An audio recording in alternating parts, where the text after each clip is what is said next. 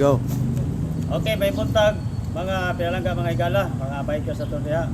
So natri karon ang atong amigo gikan sa Zamboanga.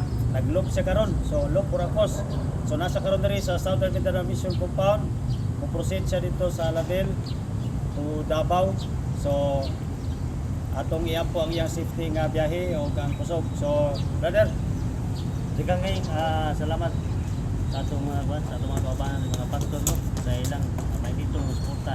Ilibin na sa atong pag-promote sa environmental sustainability na masustain ang atong environment sa susunod pa nga mga henerasyon. okay. O kini nga paglob, di lang po kini about pag-promote sa atong environment para po ni nga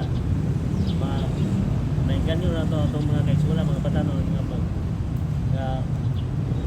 para itong panamong Active. siguran. Oh, Active. Oo. Active lifestyle. Oo. Hindi para malikay sa mga bisyo. Oo. Para Katay sa- o gato po mga kaisunan ng mga bata noon diya sa pagtuo Oh. nga Katay sa katay. ang kini pagpursigi mabasa na kay kuan kanang agats ba. Oh. Porsigido. Oo, kana porsigido nga bisan sama sa litso sa mustasa.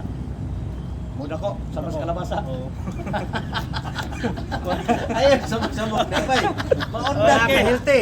This is the best. Biking every day. Kanta! Kantahi! Bira! Oh, what? Ito daw nga katunggan. Asa ng pagtungo, kada ba? okay, kanta mo na. O asa ng pagsalig mo. Asang ruta mo. Sige, God bless ha. God bless. Oh. Imong tubig mo.